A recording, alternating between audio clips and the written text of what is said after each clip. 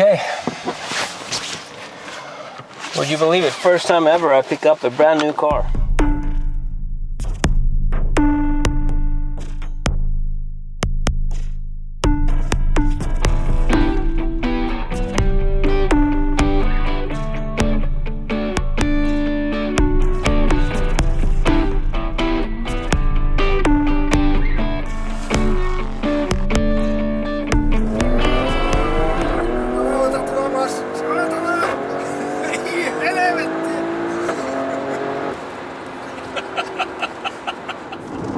For love, for inspiration, on that pirate radio station, coming out of Luxembourg.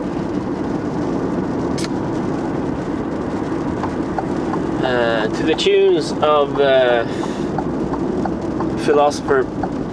Key West Philosopher Pirate by Bob Dylan, I am driving to work for the last time in the Stelvio Quadrifoglio. So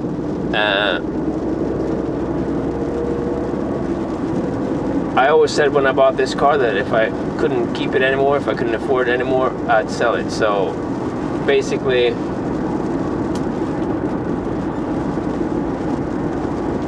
what's happened is that I've changed jobs, and I now have a job that I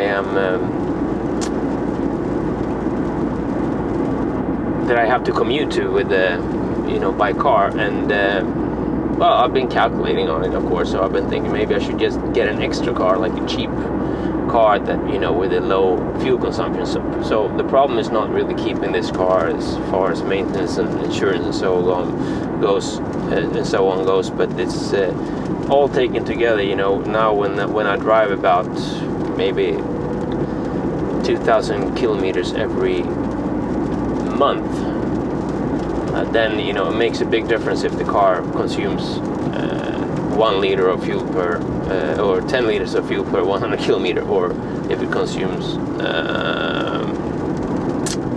half of that. So all taken together, insurance and service, but on top of that the fuel cost, then it's a little bit too much for me right now.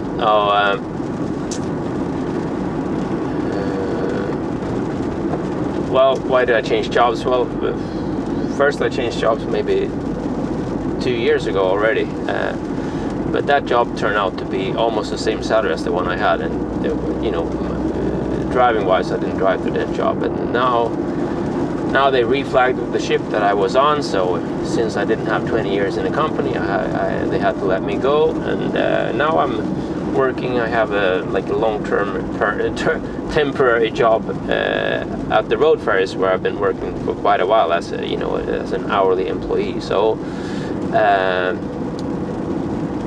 well, that's the story. I have to get rid of the car, and but I wouldn't get rid of it if I wasn't paid enough for it. And now I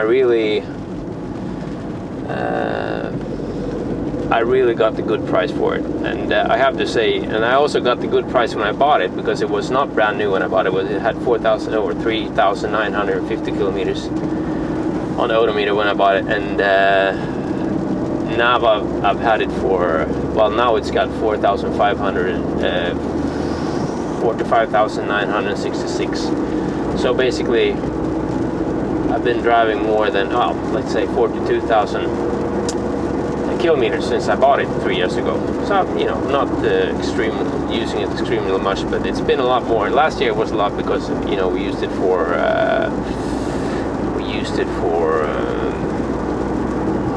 road trips, and this year has been because I'm going to work with it. But anyway,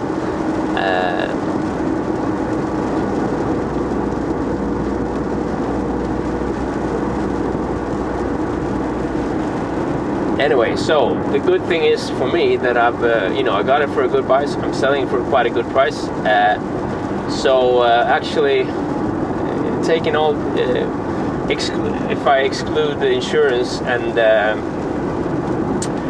fuel, of course, from the monthly cost. Then when it comes to service, new tires, which I have to buy this spring, and the depreciation, it cost me about 340 euros a month. So 340 euros a month. Well, you couldn't almost get the small like small I don't know, Peugeot 206 for that monthly fee. So as a leasing car. So on this one, if you were leasing this one, it was maybe 3 times as much as 3,400 euros a month. So I think I've done a pretty good deal on this one. Now I'm driving in dynamic. On this road it suits pretty well, because there's a lot of places where you just have to lift your foot from the accelerator and the car will stop, it will start engine braking. I did a video on that 2 years back, I think. Anyway, so I don't really need to use the brakes or anything. It could be good to use the brakes once in a while when it's raining, but anyway.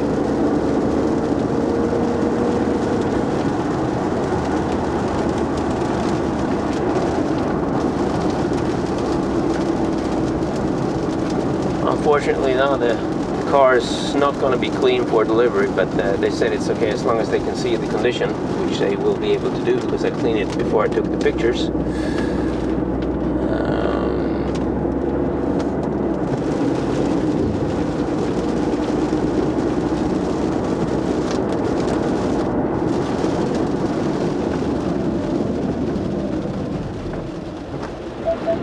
I mean, I'm not sure how the bus drivers are driving, but they can't cut the corners. I know they take space, but I've been a bus driver myself, so I know you can go further out.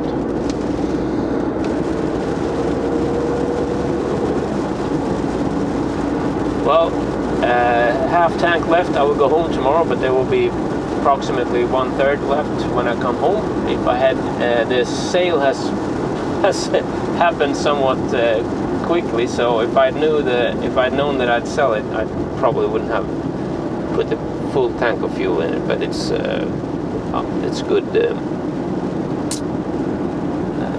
I'm not going to pump the fuel out anyway. They'll come and pick the car up tomorrow, just when I come home from work. I hope. We haven't. Well, that's what we agreed on, but I haven't talked to the one that's going to pick it up yet. The important thing for me,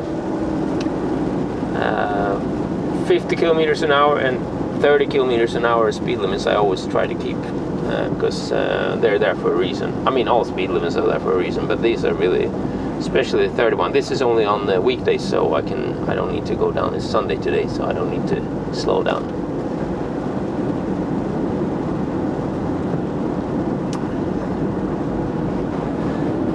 So what are we gonna buy instead? Well, I actually don't know. I'm really, as I said, I want something that is, I mean, preferably if I can, something like that is also cheaper to insure. But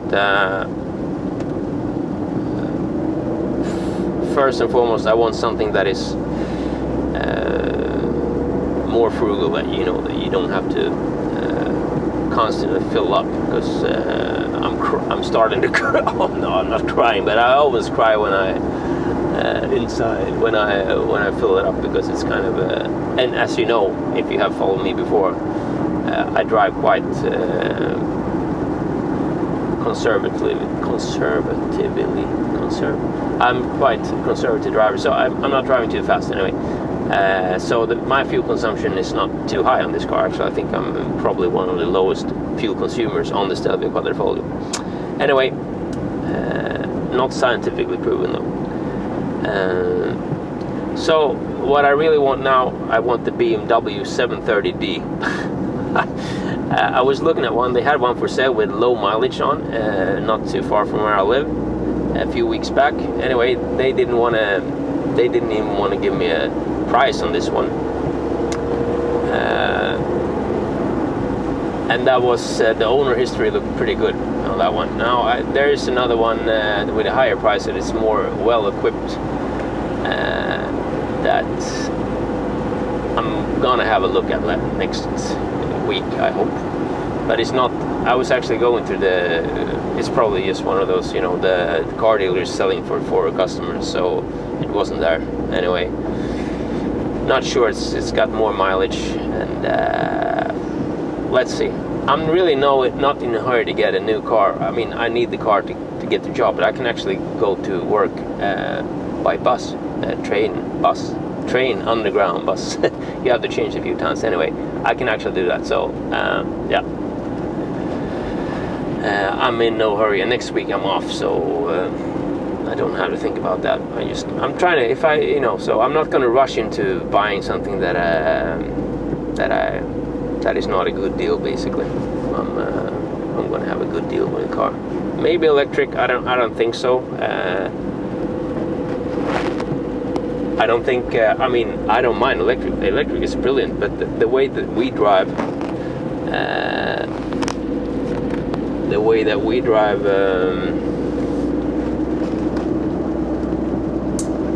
It's not really. I mean, with long road trips, doesn't really work well. It works, but it doesn't really work well with electric cars. So we're not there yet. I think. Who knows? But for the price of this that we get for this one, we could actually get pretty decent electric car.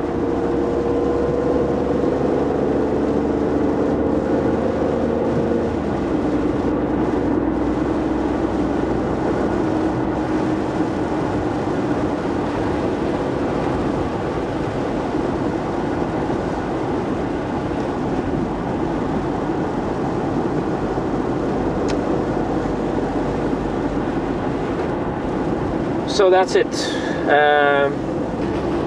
So I have one trip. I can toggle between two different trip voyage data.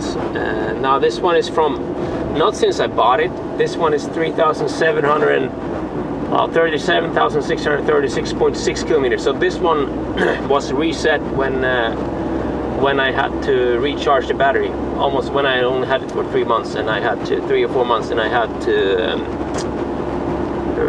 recharge where I had to completely recharge the battery. Then of course you lose this trip meter. So that's when I reset this one. So since then I've had consumption of 9.9 liters per 100 kilometer, and I presume it's going to stay like that. It's not going to go up because lately I've been below that. So you can also consider this one being almost like a 3-year ownership review. And now car, except for that one drained battery, we haven't had a single issue with the car. Not one issue. There's a lot of, when you say, at least in Sweden, I don't know how it is in other countries, when you say that you have an Alfa Romeo, say, oh, it's spending more time in the workshop than it does on the road. Well, this one I haven't had any problem with it. It's great. Contributing to that, might be the fact that I'm driving quite, that I'm taking care of it, that I'm driving a little bit slowly for what it is, and so I'm not really pushing the potential. I'm not really using the potential that much of this car, and of course it's going to save the car a little bit. But anyway, what else? Well, I think when we bought this car, I mean, I always, when I buy a car, I think I'll stop doing that now, but I always plan on keeping the car forever. I mean, at least the 3 last Alfa Romeos, the cars I've had, in my more adult life. I can't really say mature because I don't know if I'm mature enough. Anyway, so it's gonna be sad to let it go. But I remember when we traded in the 159 for this one, it was sad to go there. It felt like it is today with this car, but then as soon as you had another car, it was okay. It wasn't too bad. I'm never going to be able to get into something like this again. Not in this same condition as it is. I mean, unless I win on the lottery. I don't think I will go back to my old job on cruise ships. I mean, I don't say that I won't ever do that, but there I will make more. I would make more money, and I would be able to buy something like this again. But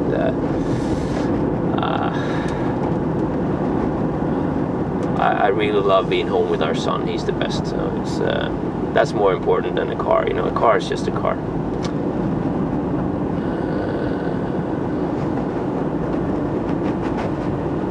Okay, that's it. Now, I know that some of you, or many of you, might be, if you are regular viewers or subscribers, I know I don't have too many, but you might have started subscribing because of this car. And sorry, and if you leave the channel, I understand you, but it is what it is. I don't think there's any Alfa Romeo I want to buy right now, unfortunately, but that's what it is.